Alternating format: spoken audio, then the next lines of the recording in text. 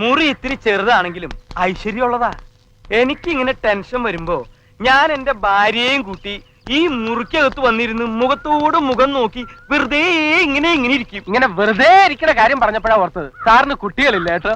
അതെന്തിനാടാ പന്നി ഇപ്പൊ പറഞ്ഞതല്ല.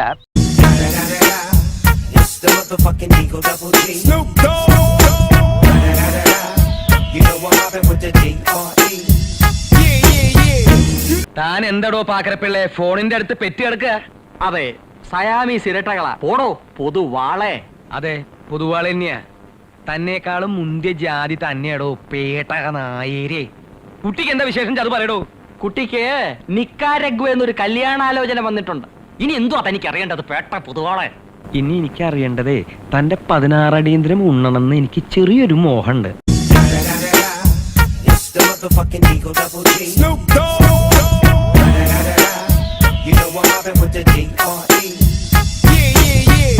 മറ്റൊരു സീതയെ കാട്ടിലെ കയക്കുന്നു ദുഷ്ടനാം ദൂർവിധി വീണ്ടും ഇതാ ദുഷ്ടനാം ദൂർവിധി വീണ്ടും മറ്റൊരു സീതയെ. നിർത്ത്.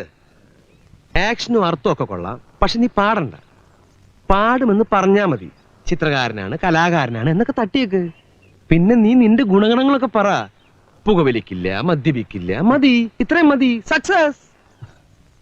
എനിക്കിതൊക്കെ ഒറ്റക്ക് പറയാൻ പറ്റുമോ? എനിക്കൊരു ധൈര്യം കിട്ടുന്നില്ല. എന്നാ പിന്നെ ഞാനും കൂടി വരാം.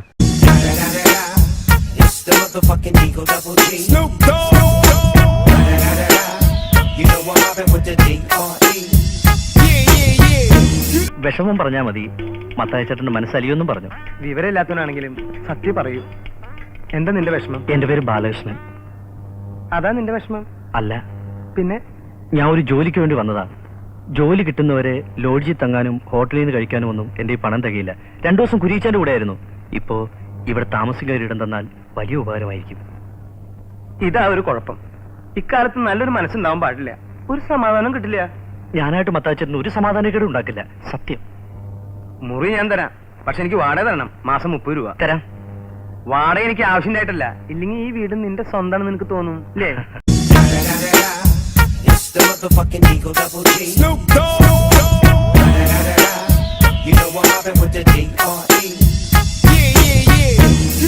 சார் சொன்னேன் சார். ஆனா ആനയും പൊടി ഒന്നും വേണ്ട, മനുഷ്യനെ പറ്റിക്കാ. പൈസ പൈസ யாரு பார்த்து யானை போனாங்கடா? ஏய் என்ன நீ ஊரு விட்டு ஊர் வந்துக்கிற டபாக்கிறே நீ போடா.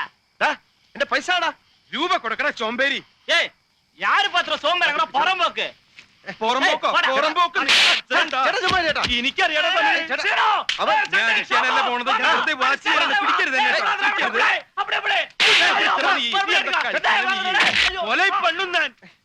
ഇപ്പൊ എങ്ങനെയുണ്ട് എന്നെ മനസ്സിലായ?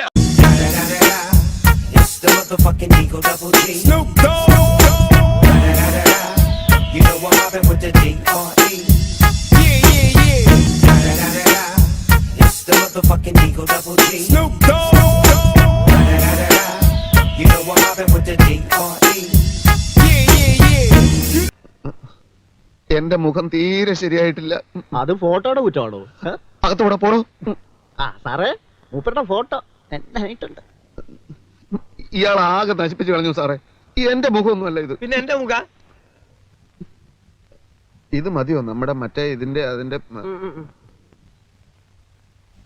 നിലവിളക്കിനടുത്ത് കരിവിളക്ക് വെച്ചതുപോലെ ഉണ്ട്.